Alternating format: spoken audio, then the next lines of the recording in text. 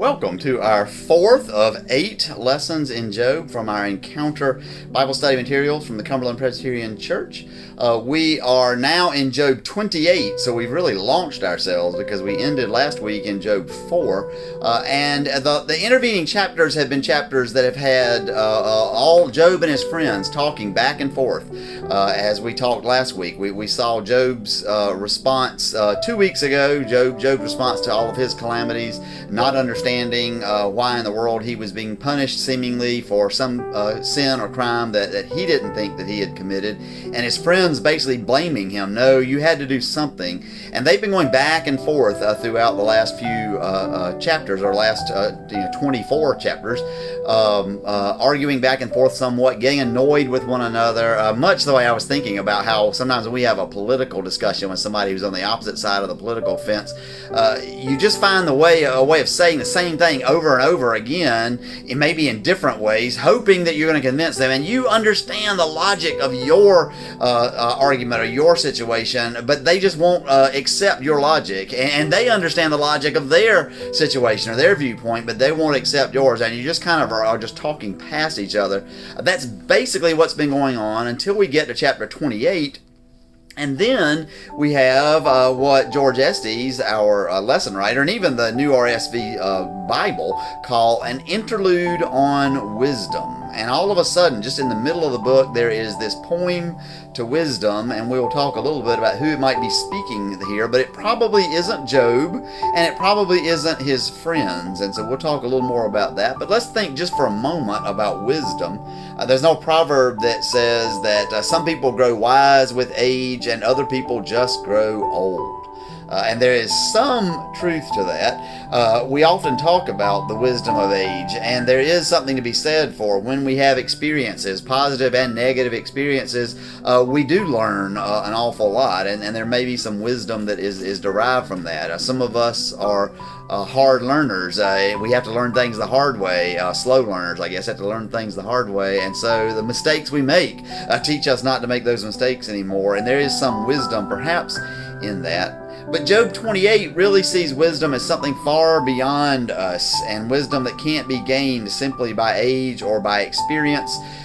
We may get more knowledge, but not wisdom, and I think this, although this chapter doesn't directly address that, might draw a distinction between knowledge or data or facts and wisdom.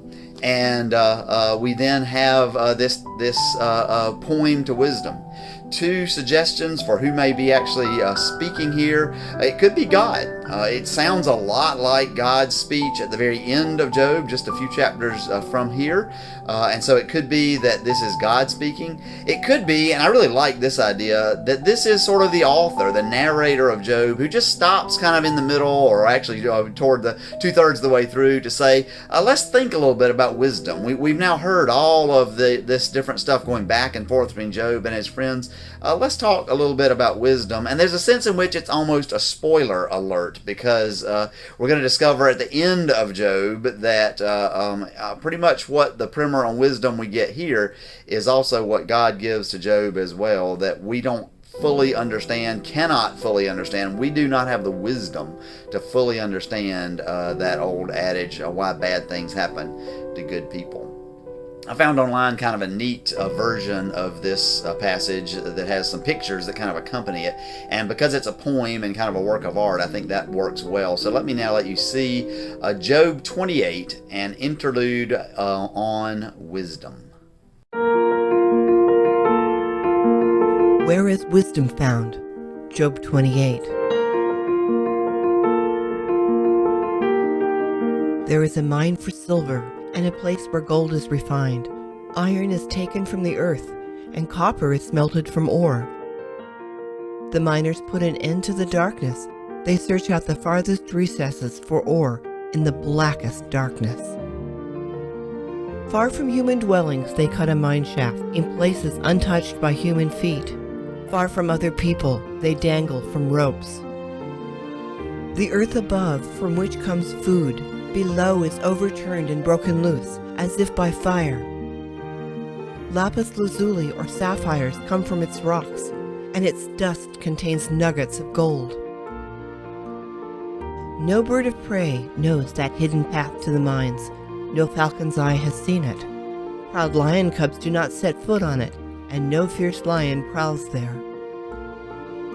The miners assault the flinty rock by hand, and lay bare the roots of the mountains. They tunnel through the rock.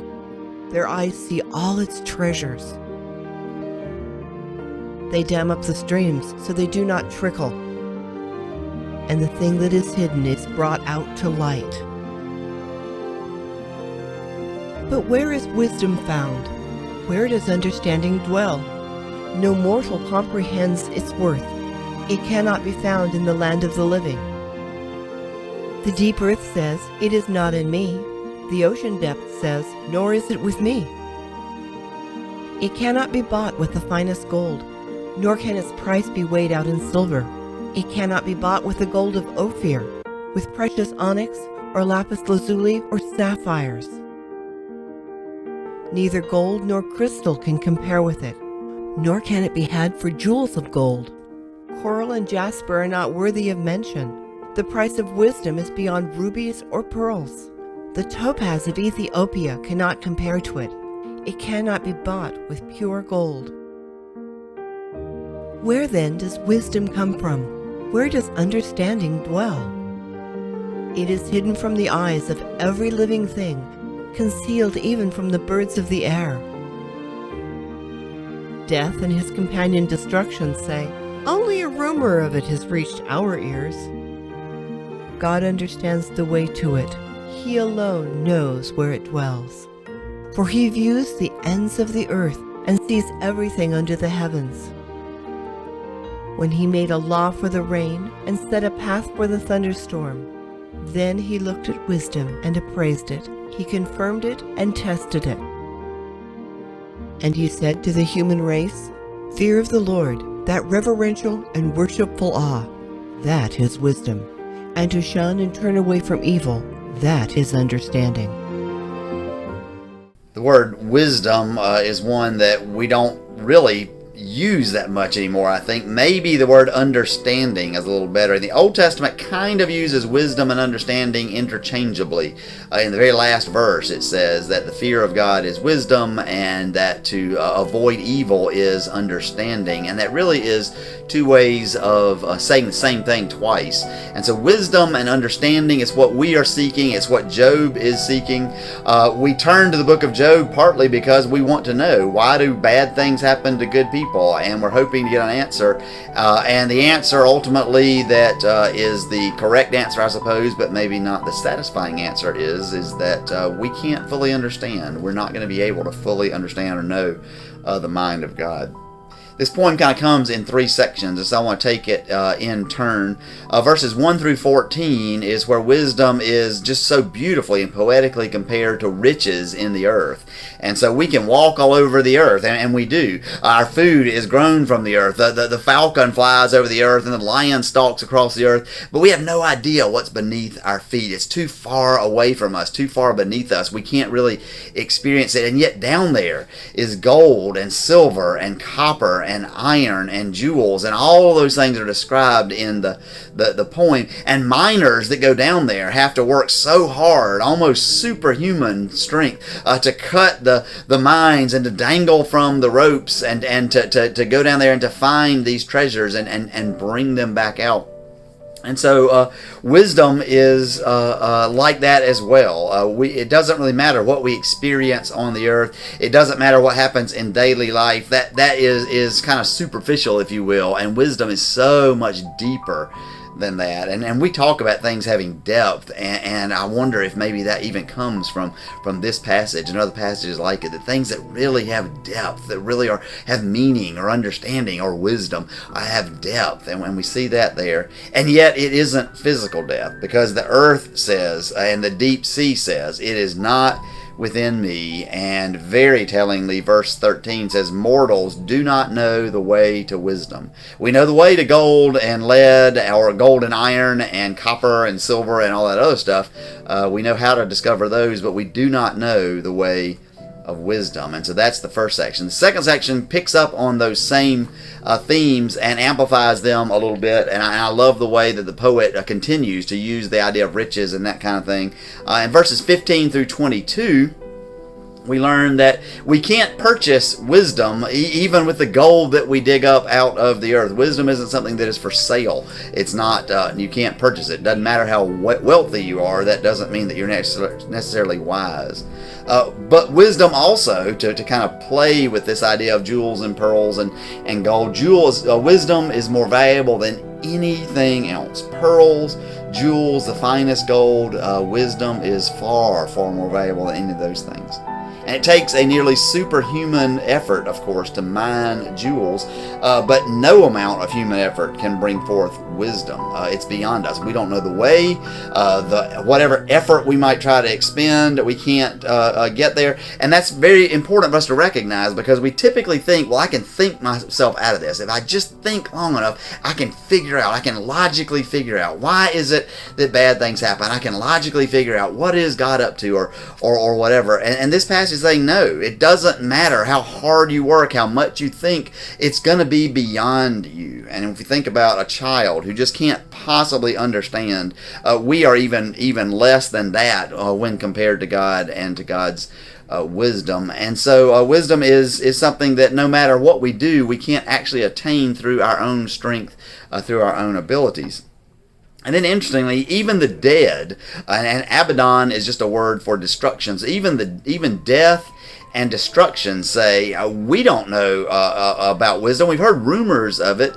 And if you think about the dead, in that day and age, people believed that when you died, you went underneath the earth somewhere, and that it was this shadowy existence. And you may remember that Jesus and the Pharisees believed in a resurrection of the dead. They believed that eventually God would restore the earth to the way it was supposed to be originally, and this kind of thing. And then there are others that didn't believe that. And the ones that didn't believe that really were the true conservatives of the day, because the Old Testament doesn't have any references, except possibly in Daniel, to resurrection, to life after life, and this kind of thing. The dead, the Sheol, is just this shadowy kind of place where these kind of formless bodies or people are, or whatever, but there really was not any understanding of what it was like, and certainly it wasn't fleshed out in the Old Testament. That all comes in the New Testament when we discover that.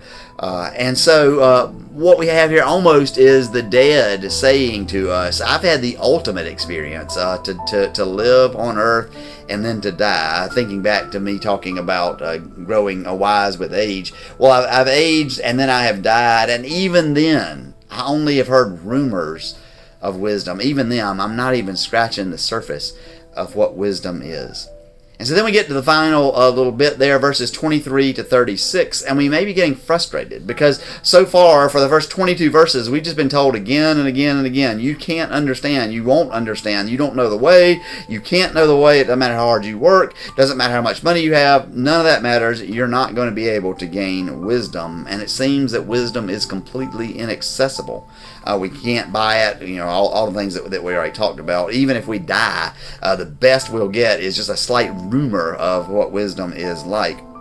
And yet, the poet is likely trying to engender that feeling of frustration in us to get us so that we can now be prepared for the answer. Well, where do I find wisdom? Who could possibly point me in the way of wisdom? And we are told, God understands the way to it, and He knows its place. Now, just as God created the earth, this interlude to wisdom says that God created wisdom as well. It's a part of creation. And you may be aware, if you're not, I would encourage you to read Proverbs 8. In Proverbs 8, wisdom is personified as a woman. And all of you women are saying, of course, wisdom is a woman. That only makes sense. I won't argue with you. But it's personified as a woman, and she says, the Lord created me at the beginning of His work. The first of His acts long ago. Ages ago I was set up at the first, before the beginning of the earth. And this kind of corresponds also with what is going on in Job. Just as God has made a way for the winds and how high the winds will go, and made a way for the thunderstorms, and God has set the limits of the sea, and all of these things, God also has created wisdom. And just as we can't change how high the winds go, and we can't change the way the thunderstorms go, and this kind of thing, we have tried for all of human history in one way or another, to be able to make it rain when we want it to rain, or maybe stop it from raining if we want to stop it from raining, and we can't do that. It's beyond us. At least at this point, it's beyond our technology. But it's not beyond God. And likewise with wisdom. We can try as we might, but we'll never attain it unless God allows us to have wisdom. And we might say that just as we need a miner to go and get jewels and gold or whatever for us, I wouldn't know how to do that. I'd have to rely on a miner. So too, we have to rely on God, not only to get wisdom for us, but even to create wisdom for us. God creates it, not just goes and retrieves it. It's beyond us. And that should bring a certain amount of humility, of a really good humility. It doesn't matter how smart I am. It doesn't matter what my educational level is. It doesn't matter how many books are behind me that I have read. If God does not give me wisdom, there will be no wisdom. And that should bring with it great humility. And that's where we come into the little bit of a spoiler alert, if you will. Because we do tend to be rather arrogant people. We kind of arrogantly think that we are smarter than those who are technologically inferior to us, particularly our ancestors. Job, at the time, we would think that maybe we're smarter than him because we have things like the internet and television, and I can record this ahead of time, and you can see it even though you're not watching me live. And Job didn't have any of those opportunities. But that's not wisdom. It's technology. It's knowledge. But in a sense, really, our ancestors were smarter than we are, at least more capable than we are. If you take away all of our technology, most of us would not know how to start to begin growing food and building houses and making clothes and all of the stuff that we would need just for our basic needs to be met. We wouldn't know how to do that. And in Job's day and age, everybody did, from the wealthiest to the poorest.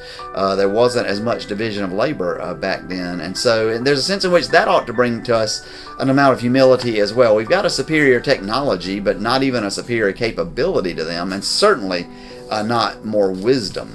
So here's the twist. Here's the spoiler, perhaps. If we are humbled by this passage, then we're going to find ourselves in that humility on the pathway to wisdom. And that's because, as Job tells us, the book of Job, truly the fear of the Lord, that is wisdom. And to depart from evil is understanding. Now let's talk about the fear of the Lord. And ordinarily, if I were doing this in any other context or any other passage maybe, I would very quickly say, now this isn't saying be afraid of God.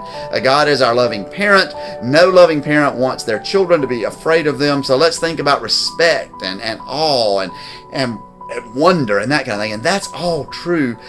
But let's not let go quite yet of actually a little bit of fear, a respect that is a respect, not simply the way that I might respect somebody else as a peer, but the way I would respect someone who I recognize is above me and has power over me, and that gives a certain amount of fear, and really should. It doesn't mean that the person has to be a tyrant, but it does mean that I have to have a certain amount of fear over them. And as I was thinking about this, I remembered a video I'd seen a little while ago about a guy named Frank Caprio, and he is a judge in Portland, Rhode Island. And I'm not sure who puts these things out, but he is famous, has become famous on YouTube and TikTok and some other social media for they record his court hearings and then they play them back and put them on the social media. And he's a tough old judge, and he can be really tough on people, but he wants the very best for them, and he can empathize with them so beautifully. And so I want you to see both a case that he tried, it only takes a couple of minutes, and also see his reflections of that case, and then I'll come back and we'll talk about it a little bit more. But as you're watching this, think about the fear that the man who is standing before him has, and the way that the judge responds to him, and the way the judge responds to his fear. So here is Frank Caprio in Providence, Rhode Island. Good morning, sir. Good morning, sir. You're charged with going through a red light on Westminster Street and Manton Avenue. Did you make a right-hand turn? Yes, sir. I make a right-hand turn. I didn't pass through the light, but I just don't know. But I have a question, sir. Am I going to go home from here, or I'm going to jail? Because I want to know my face, sir. Please. All right, first of all, you're not going to jail. Thank you. Second of all, you're going home. Thank God. Well, You took me right out of that equation. Third of all, I'm glad you didn't ask him. He's the prosecutor. He's all right. Not that high, he's all right. Thank you, sir. We're going to take a look at this, okay? Yes, sir. All right, let's take a look. Okay, the light was red and you made a right-hand turn. Yes, sir. Are you guilty or not guilty? I don't know. Because I didn't see the stop sign, so I don't know. All right, just relax. You're kind of nervous, so just relax, okay? Yes, sir. First of all, I'm going to tell you that you did nothing wrong. Yes, sir. You made a right-hand turn, and a right-hand turn is allowed under Rhode Island law, unless there is a sign that says you can't make a right turn. There was no sign in the video, Yes, sir. so the city can't prove its case. So according to the video, you didn't do anything wrong, so the case is going to be dismissed. So not only are you free to go, it's not going to cost you any money. Yes, sir. So how do you feel now? I feel happy. Thank you. God bless you, sir. Take a deep breath. you, sir. Take a deep breath. Yes, Take a deep breath. What about? Once more. Feel better? Yes, sir. Case dismissed. See you Feel later. better? All right, now put your hands behind your back. Every once in a while, I'm reminded just how fortunate I am to be an American. That was the case today when I was asked this question. Am I going to go home from here or I'm going to jail? Because I want to know my face, sir. Now, I have no idea what country Mr. Okanaloa is from, but apparently it's somewhere where there is a real risk of going to jail because of a minor traffic infraction. Well, rest assured, Dano, that's not the case here in America. You said you wanted to know your fate? Well, long term, sir, that's up to you. But thankfully, you live in a country where your opportunities are only as limited as your imagination and ambition. So good luck. So one of the images that we have for God is of a judge. And oftentimes we see God as a stern judge, almost a tyrannical judge, perhaps. I would like to suggest that God is much more like Judge Caprio. And there poor Mr. Okinawa is standing in front of him, not unlike the way that we stand in front of God. Mr. Okinawa was guilty. He didn't stop before he turned on red. I assume that's the law, even though it was hard to tell from that particular clip. He has no way of knowing what his fate is, and he's terrified. My fate may be that I'm going to jail. I don't get to go home tonight. And he knows that he can do almost nothing to bring about a positive outcome. His fate is entirely in the judge's hands, and that's the same way it is for us as well. Our fate is in the hands of the one who, as it says in Job 28, gave to the wind its height and apportioned out the waters by measure, when he made a decree for the rain and a way for the thunderbolt. God did all of those things. God is so much more powerful than we are. God has power over our lives, and we are powerless in the face of God, and that should elicit some fear. And that's likely why Job would not curse God and die. Job recognized that his fate was in God's hands, and cursing the judge, cursing God is not a good way to see your fate take a positive turn, but that also is not a way to show adequate respect, the respect of one who is greater than you. And so he wouldn't curse God and die, but he did ask questions, just as Mr. Okinawa does. Before the thing even almost starts, he's already asking, Judge, I need to know my fate now. Will I go home tonight, or am I going to jail? And Job is asking again and again, I don't understand. I don't understand why this has happened to me. I don't understand how I can get out of this situation. And I know that God, you alone can provide me those answers. Now, we may not be thrilled with the answer that Job gets and the answer that God gives us, because the answer is we may not be able to fully understand or have the wisdom to make logical sense out of everything. That may be, as we sometimes say, above our pay grade. But as the proverb says, and as Job says, the fear of God is the beginning of wisdom. And so when I'm humble and I recognize that my life is in God's hands, then that is the beginning of wisdom. I'm reminded of Jesus, who on the cross cries out, my God, why have you forsaken me?" He's asking that difficult question. But then at the moment of his death, he says, "Father, into your hands I commit my spirit. I know that I am in your hands, that my fate is in your hands, and I'm turning myself over to you, not because I think you're a tyrant and I have no choice, but because I know that you love me. And like Judge Caprio, you actually want the very best for me." Mr. Okinawa, I'm guessing, will never, ever turn right on red without stopping first, but make sure there's not a sign somewhere telling him that he should not turn right on red. And so that is a kind of a sense of that the fear of God is the beginning of wisdom, and then to walk in the right paths to avoid evil is understanding. Mr. Okinawa understands now because he's been before the judge, and the judge has granted to him the wisdom that he needs. And so likewise, we follow God's way, whether we understand it or not. And God's way, particularly in the teachings of Jesus, is not understandable. Why would I forgive my enemies? Why would I love those who hate me and persecute me? Why would I give grace to those who are graceless? But I do those things because God has commanded me to, and I have the respect enough, hopefully, when I say I do those things, I'm not trying to brag, but we want to do those things, not because we understand them or even because they make sense or because they're the pathway to happiness. It was the pathway for Jesus to the cross, and he told us to take up our own crosses.